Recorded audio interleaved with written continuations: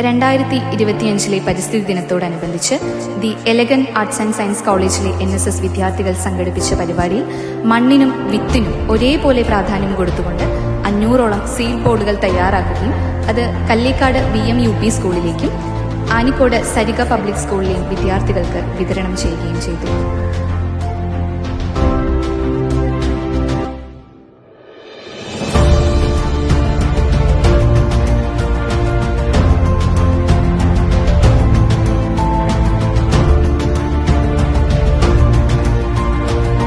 നമ്മൾ അനുഭവിക്കുന്ന തണൽ നമ്മുടെ പൂർവികരുടേതാണ്.